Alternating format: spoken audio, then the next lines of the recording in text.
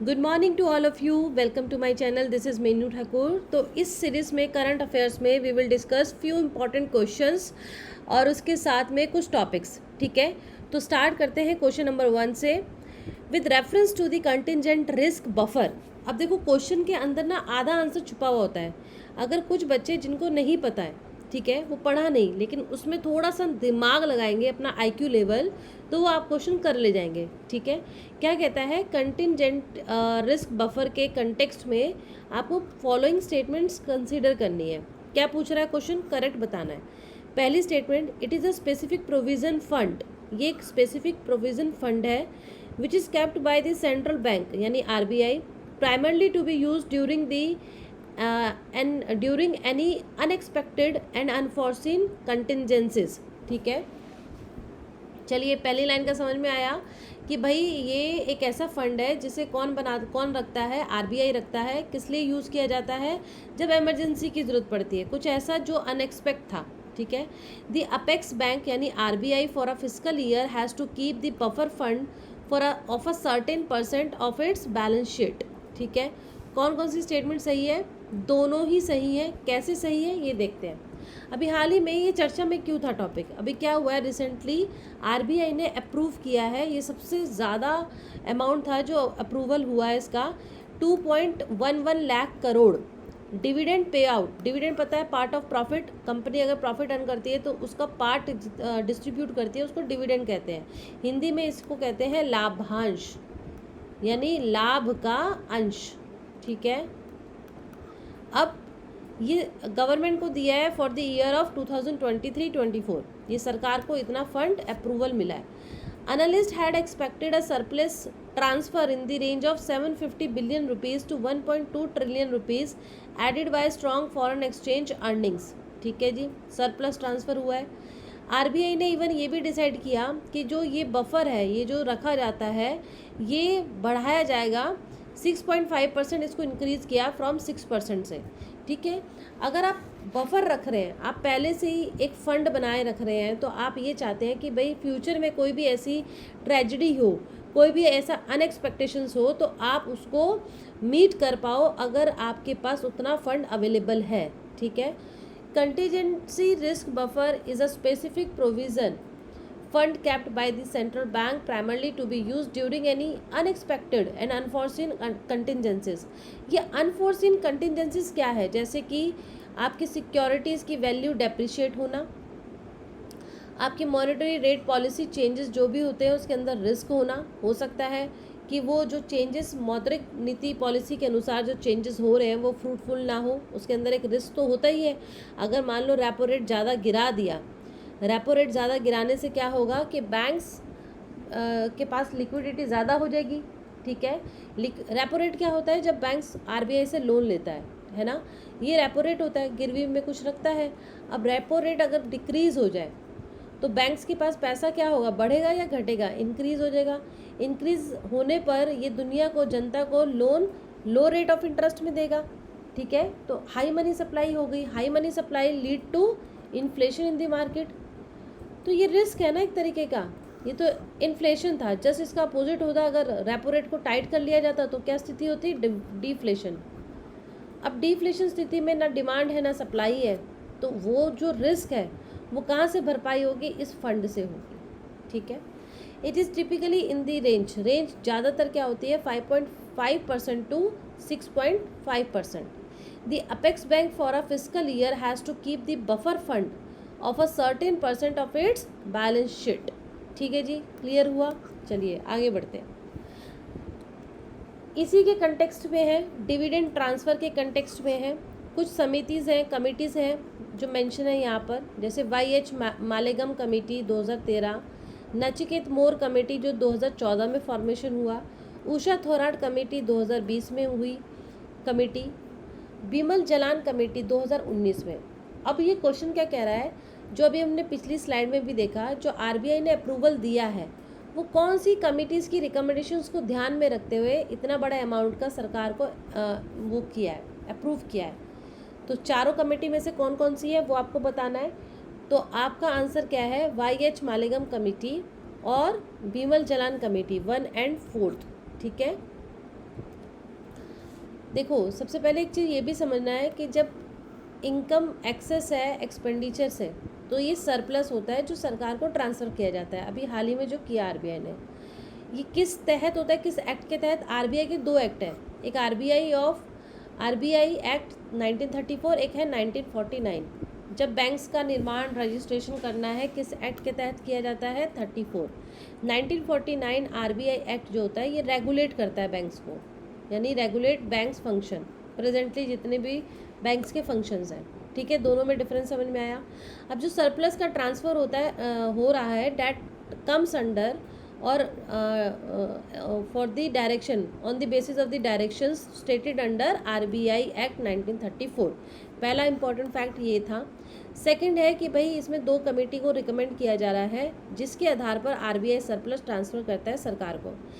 सबसे पहले आता है वाई.एच. मालेगम कमेटी 2013। ये कमेटी ने रिव्यू किया था adequacy of reserves and surplus distribution policy of RBI and recommended high transfer to the government. कि आरबीआई को इसने रिकमेंडेशन दी थी कि भाई आरबीआई ज़्यादा से ज़्यादा सरप्लस ट्रांसफ़र करे भारत सरकार को, सेंट्रल गवर्नमेंट को। दूसरी कमेटी ये कहती है Bimal Jalan committee, this committee recommends a new framework of determining the RBI's economic capital. ठीक है, तो इकोनॉमिक कैपिटल कितना होगा, ये आरबीआई का एक न्यू फ्रेमवर्क बताया कि कैसे ये डिटरमाइन किया जाएगा ताकि वो कैपिटल का डिस्ट्रीब्यूशन हो। ठीक है जी। नेक्स्ट क्वेश्चन है आपके पास ओरका। ये ओरका है और इसको किलर वेल्स भी कहा जाता है। ये एक ऐसी फिश है जिसको किलर वेल्स के नाम से जाना जाता है। ठीक है, तो क्या है ये किलर वेल्स, क्यों चर्चा में थी? अभी एक रिसर्च ग्रुप है जीटी एटलांटिक ओरका, जिसने ये बताया अपनी स्टडी के अनुसार कि 2020 से ये पाया जा रहा है कि 700 से भी ज़्यादा इंट्रैक्शंस हुआ है ऑर्काज एंड बोट्स। समुद्र में बोट्स होती है, इनका टकराव होता है। In some cases boats sustain critical damages near the strait of Gibraltar. ठीक है, तो आपको जो है ना स्ट्रेट ऑफ गिब्राल्टर भी पता होना चाहिए और किलर वेल्स भी। किलर वेल्स की बात करें तो भाई इसको ये 15 मीटर लंबी है, स्ट्रेट ऑफ गिब्राल्टर में पाई गई। ठीक है, जो मोरक्को से 22 किलोमीटर, लगभग 22.5 किलोमीटर दूरी पे है स्ट्रेट ऑफ गिब्राल्टर। ओरकास जो है ये बिलोंग करती है डॉल्फिन फैमिली से, जिसकी 8 मीटर लेंथ है और वेट है up to 6 tons as adult. Despite their size and power, orcas are not known to be aggressive towards human in the wild. यानी कि ये ह्यूमन के लिए बहुत ज़्यादा क्या नहीं है, एग्रेसिव नहीं है।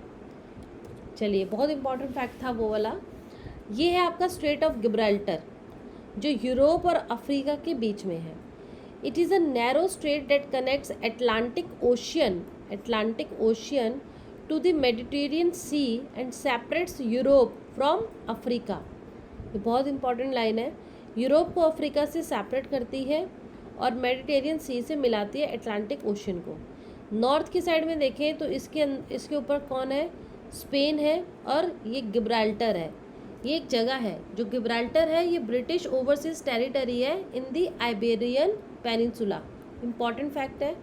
ऑन द साउदर्न साइड, अगर साउदर्न पे देखें तो मोरक्को एंड स्यूटा है, अ Spanish autonomous city in northern Africa.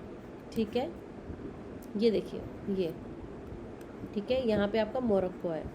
चलिए, नेक्स्ट क्वेश्चन है IUCN status of lesser flamingo is near threatened.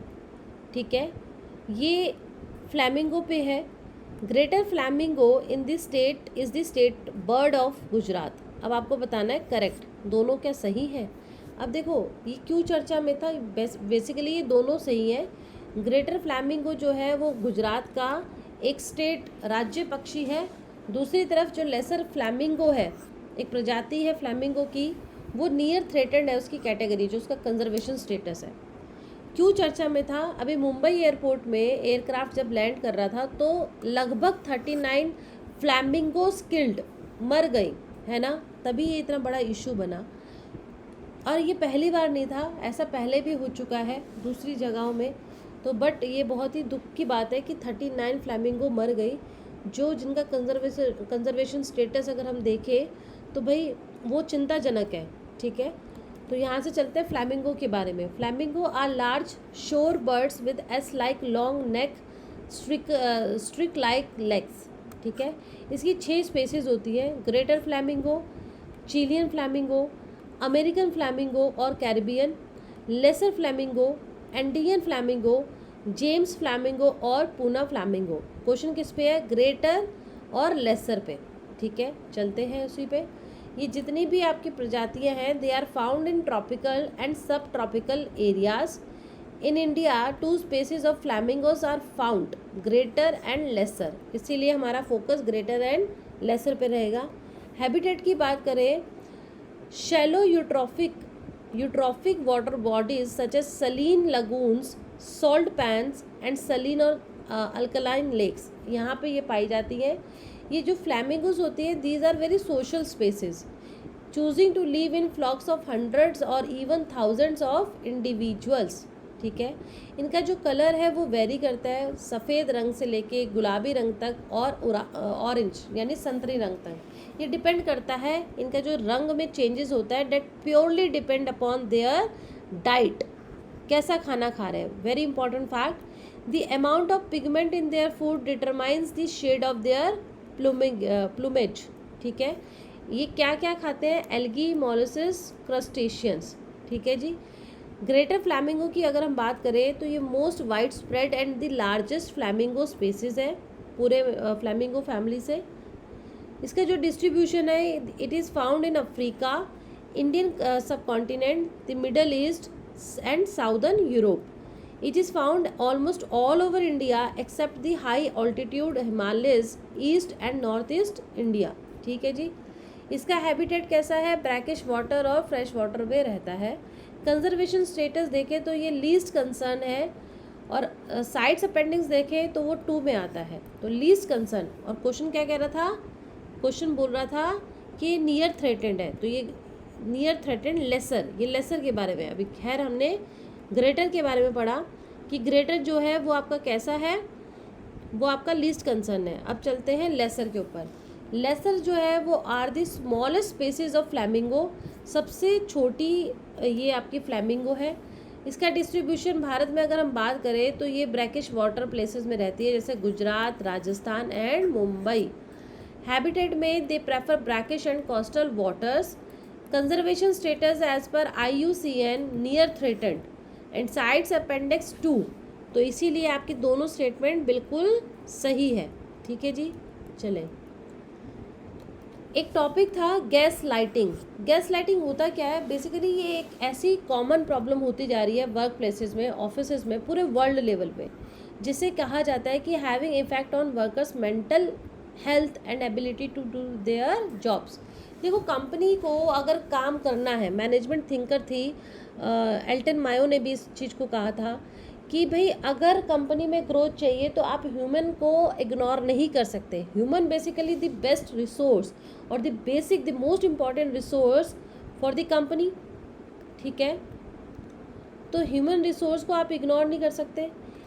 Human अच्छे से काम करेंगे then only they can perform very well in terms of the productivity. Productivity क्या होता है? जो काम 2 घंटे में होना, जो काम 2 घंटे में होता है वो काम अगर 1 घंटे में हो जाए तो रिसोर्स आपका हाईली प्रोडक्टिव है, आपका 1 घंटे का समय बचा। तो ये एक ऐसी कॉमन प्रॉब्लम स्टार्ट हो गई है कंपनीज़ के अंदर, जहाँ पे लोग जो एम्प्लॉयज़ हैं उनकी मेंटल हेल्थ में बहुत एडवर्स इम्पैक्ट पड़ रहा है। तो कैसे करेंगे रिकॉग्नाइज गैस लाइटिंग को? 5 signs you are being gaslit. पहली बात, अगर you really meant what you said, मतलब अब दिमाग में क्वेश्चन चलता है ना, मैंने क्या बोल दिया, मेरा मोटिव्स क्या है, क्वेश्चन ही चल रहा है। योर लव फॉर समवन, उसमें भी question mark. Your ability to perform simple task, questioning reality. ये आपके जितने क्वेश्चन है that makes person confuse, that makes person trauma, है ना, मेंटल इशू क्रिएट करता है। चलिए नेक्स्ट क्वेश्चन है, नेक्स्ट टॉपिक है वर्ल्ड इकोनॉमिक फोरम्स। ये हम सभी को पता है, एक वर्ल्ड लेवल पे एक ऑर्गेनाइजेशन है। अभी इसका क्या निकला है, एक index, travel and tourism development index 2024। तो ट्रैवल के ऊपर है। भारत का रैंक की बात करें तो 39th स्पॉट है। As the number of tourist around the world return to level seen before the pandemic. अब पेंडेमिक के टाइम तो सच में हमारा टूरिज्म एकदम गिर गया। अब फिर से उसी को उसी पटरी पे लाने के लिए सरकार जगह जगह या टाइम टू टाइम एफर्ट लगा रही है। ठीक है, अब इस इंडेक्स के अनुसार पहले नंबर पे कौन है, यूनाइटेड स्टेट्स। दूसरे नंबर पे अगर 5 कंट्रीज में लूँ तो Spain, Japan, France and Australia. ये वो कंट्रीज़ है जहाँ पे ट्रैवल टूरिज्म का रैंक बहुत ही ज़्यादा टॉप मोस्ट पे है।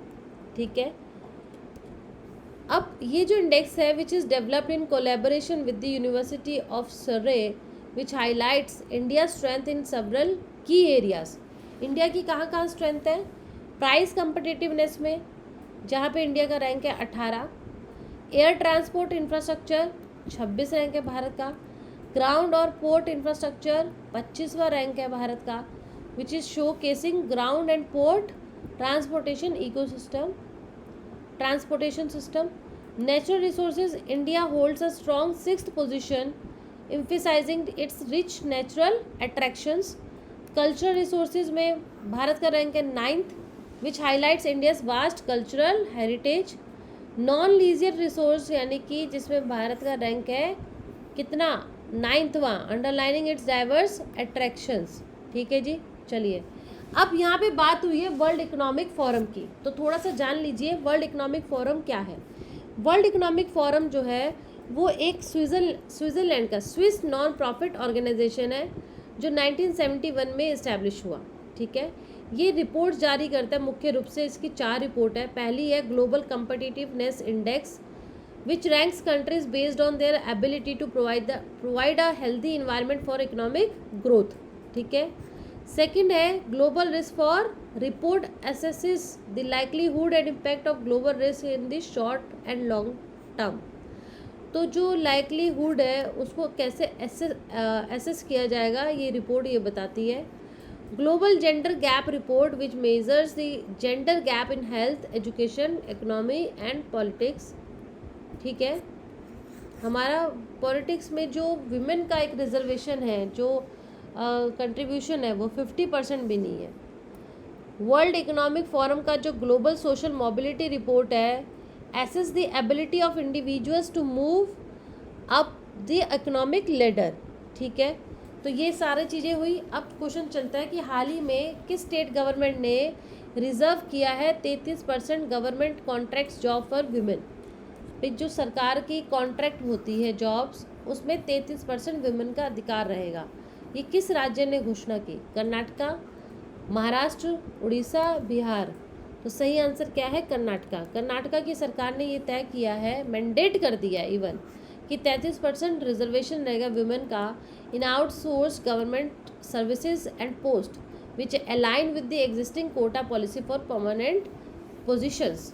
ठीक है, नेक्स्ट है अभी हाल ही में एक international day for biological diversity मनाया गया है। इसकी थीम क्या थी, be part of the plan, we are part of the solution, from agreement to action, build black biodiversity, building a shared further for all life. ठीक है, तो इसकी थीम है be part of the plan.